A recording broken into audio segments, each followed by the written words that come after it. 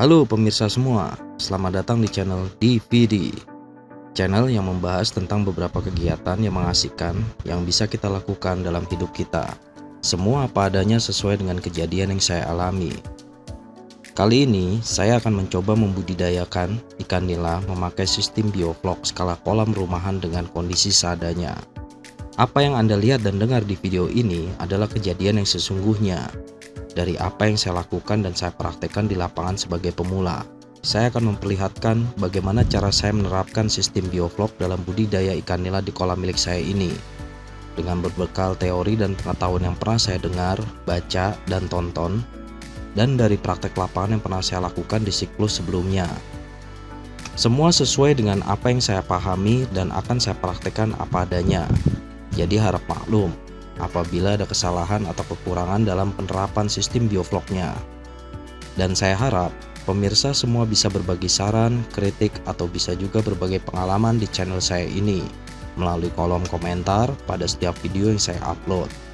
Sehingga kita bisa mendapatkan pembelajaran bersama yang jadi manfaat akhirnya. Tonton terus video saya ya, agar bisa mengikuti dari hari ke hari, dari minggu ke minggu perkembangan ikan nila yang saya budidayakan ini. Silahkan like, share, subscribe, dan komen video ini.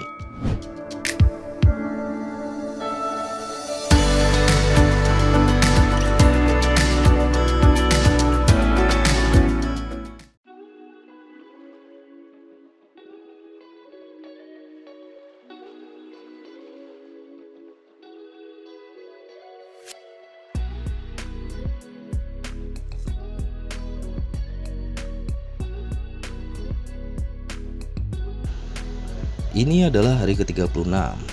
Pemirsa semua, sesuai dengan apa yang saya katakan pada episode sebelumnya, hari ini kita akan lakukan sebuah eksperimen untuk mengetahui apakah sistem bioflok bisa menurunkan penggunaan pakan. Sistem bioflok adalah teknologi terbaru dalam pembudidayaan ikan, di mana sistem bioflok mempunyai kelebihan dari sistem lainnya. Salah satunya adalah menurunkan penggunaan pakan. Kenapa begitu? Karena bioflok yang terbentuk dari kumpulan bakteri yang dapat membentuk suatu gumpalan berupa makanan yang bisa dikonsumsi oleh ikan. Sesuai dengan pemikiran saya dan berdasarkan referensi yang ada, urutan simpelnya begini. Ikan memakan pelet yang kita berikan. Tentu setelah makan, ikan akan mengeluarkan feses atau kotoran. Kotoran tersebut melayang-layang di dalam kolam, bercampur dengan bakteri heterotrof. Kemudian, feses ikan akan diuraikan oleh bakteri heterotrof. Lalu, feses yang sudah terurai tersebut menjadi bioflok dan bisa dimakan lagi oleh ikan. Siklus itu akan terjadi berulang-ulang sehingga makanan di dalam kolam cukup tersedia untuk ikan sepanjang waktu. Dengan adanya siklus tersebut, maka secara otomatis ikan tidak kebingungan lagi mencari makanan, atau dengan kata lain, tidak hanya mengandalkan pelet sebagai makanannya. Atas dasar itu, saya lakukan sebuah eksperimen. Tadi sudah saya ukur volume bioflok di kolam. Ukurannya kira-kira 25 ml per 1 liter air. Hari ini ikan akan saya puasakan 1 hari penuh. Saya ingin tahu apakah bioflok akan berkurang esok hari. Karena seharusnya ketika ikan tidak diberi makan, maka ikan akan mencari makanannya sendiri. Dan di dalam kolam sudah ada bioflok, maka ikan akan memakan bioflok. Coba kita lihat esok hari. Apabila volume bioflok berkurang, maka kesimpulannya adalah benar. Bioflok bisa mengurangi penggunaan pakan.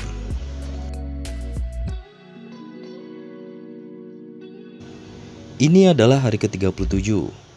Pagi ini ikan terlihat baik-baik saja, masih normal berenang ke sana kemari. Air berwarna coklat, agak krem. Setelah 1 hari kemarin ikan kita puasakan, coba kita lihat ukuran volume biofloknya. Tadi sudah saya ambil sampel air dari kolam. Bisa pemirsa lihat, ukuran volume bioflok menunjukkan di angka 20 ml per 1 liter air. Dibandingkan hari kemarin, ukurannya adalah 25 ml per 1 liter air. Dengan penurunan ukuran bioflok itu, menandakan bahwa ketika ikan tidak kita berikan makanan, maka secara otomatis ikan akan memakan bioflok yang ada di kolam. Jadi, Fungsi bioflok itu berjalan dengan semestinya, yaitu sebagai pakan tambahan buat ikan. Kita tidak perlu khawatir pada masa pemeliharaan ikan dengan sistem bioflok. Ketika suatu saat kita lupa atau jika tidak sempat memberikan makanan kepada ikan, maka ikan tidak akan kelaparan. Karena di dalam kolam itu sendiri sudah berlimpah kesediaan makanan untuk ikan. Inilah salah satu kelebihan dari budidaya ikan memakai sistem bioflok. Penggunaan pakan jadi lebih irit. Pada hari ini saya berikan makan ikan agak banyak. Senang banget lihat ikan makan dengan lahapnya.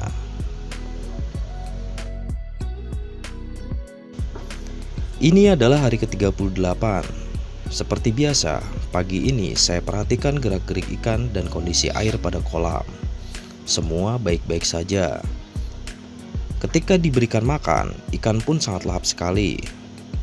Semenjak air menjadi coklat, kolam tidak saya tutup lagi. Saya biarkan terbuka terkena sinar matahari langsung sepanjang hari. Walaupun renovasi yang dilakukan oleh tetangga saya itu riskan debu dan kotoran, tapi tidak apa. Coba aja kita lihat nanti beberapa waktu ke depan. Ketika pada hari ke-36 kemarin, ikan kita puasakan dan kembali kita beri pakan. Ukuran bioflok pada hari ini sudah meningkat kembali, yaitu sekitar 30 ml per 1 liter air. Sungguh cepat sekali terjadi kenaikannya. Mungkin hal ini terjadi karena pada hari ke-37 dan pada pagi hari ini saya memberikan pakan ikan terlalu banyak atau terlalu berlebihan, lebih dari 5%, karena saking keenakannya nggak bisa berhenti melihat ikan terus lahap memakan pelet. Ukuran volume bioflok harus kita pertahankan, jangan sampai melebihi batas maksimal atau minimal. Idealnya, jumlah ukuran vlog adalah antara 15 ml per 1 liter air sampai dengan 50 ml per 1 liter air. Bagaimanakah mempertahankan ukuran bioflok yang ideal pada kolam? Besok kita akan lakukan lagi sebuah eksperimen untuk mencari jawaban tersebut.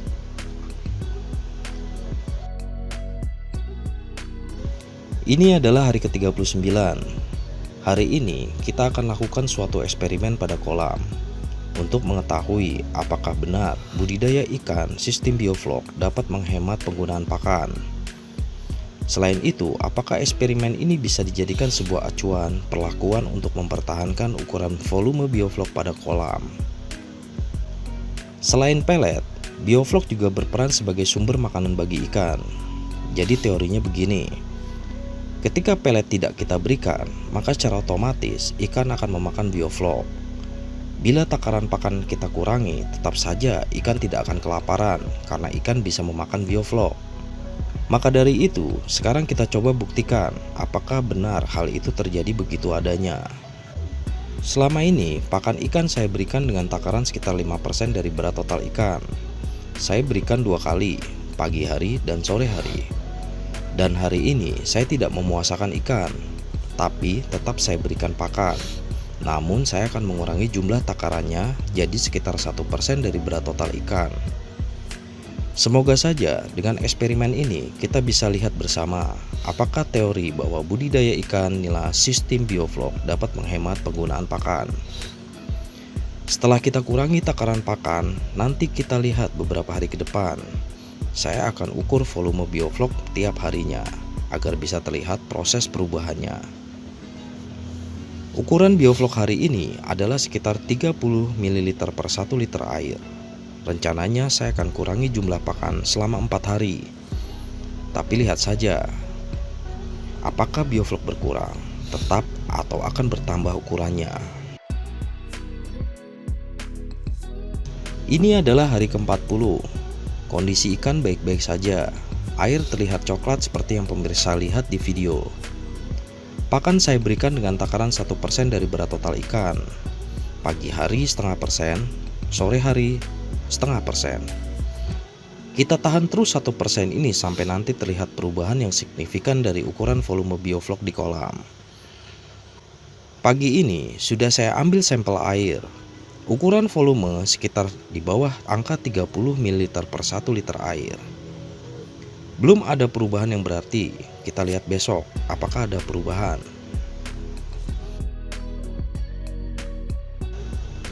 Ini adalah hari ke-41. Kondisi ikan baik-baik saja, sehat, lincah, berenang dengan riangnya.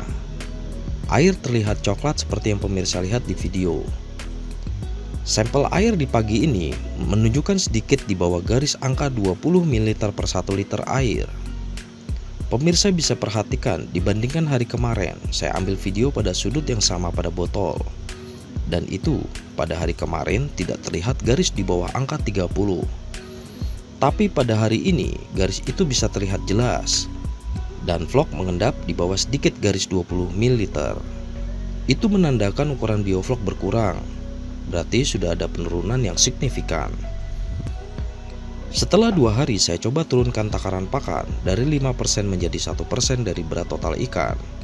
Coba pada hari ini saya naikkan takaran ukuran pakan menjadi 3% dari berat total ikan. Kita lihat besok apakah ada perubahan lagi ukuran volume biovlognya.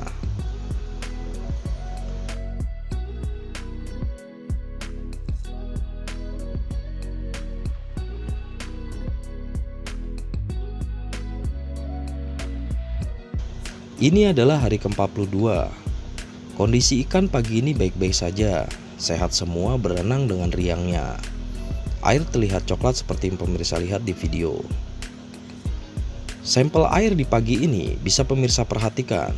Dibandingkan hari kemarin, saya coba ambil gambar video pada sudut yang sama mengarah pada botol. Pada hari kemarin, biovlog mengendap di bawah sedikit angka 20 ml per 1 liter air.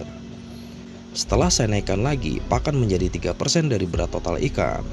Sekarang, takaran volume biovlog menjadi di atas angka 20 ml per 1 liter air. Berubah agak sedikit naik ya. Dari serangkaian eksperimen kecil-kecilan ini, bisa saya ambil sebuah kesimpulan. Bahwasanya, ikan memakan biovlog selain pelet. Biovlog menjadi pakan alternatif bagi ikan. Saya yakin pastinya ada biovlog yang mati dan mengendap di dasar kolam atau tidak termakan semuanya oleh ikan. Untuk mempertahankan ukuran volume biovlog yang ideal pada kolam, selain dilakukan pengurangan air pada kolam, lalu ditambahkan dengan air baru, dan penambahan bahan pembentuk biovlog, serta penambahan sumber karbon, juga bisa kita lakukan dengan cara mengatur pakan yang kita berikan ke ikan. Pakan bisa dikurangi atau dilebihkan takarannya dari berat total ikan sambil memonitor ukuran volume biovlog di kolam agar ideal. Atau bahkan bisa dilakukan dengan cara memuasakan ikan terjadwal. Mungkin dalam 1 minggu ikan 1 hari berpuasa. Jadi ikan akan memakan biovlog ketika tidak diberikan pelet. Cara tersebut sepertinya efektif sekali dalam mempertahankan ukuran volume biovlog yang ideal pada kolam. Mulai besok, hari ke-43, ikan akan saya berikan pakan dengan takaran kira-kira 3% dari berat total ikan. Baik pemirsa, sampai di sini dulu video episode ke-9 ini. Terima kasih buat pemirsa yang sudah menonton semua video saya dari awal sampai habis. Semoga ada manfaat yang bisa diambil dari video seri saya ini. Jangan lupa like, share, subscribe, dan nyalakan lonceng agar tidak ketinggalan video saya lainnya. Link video episode sebelumnya ada di kolom deskripsi. Sampai jumpa lagi di episode selanjutnya.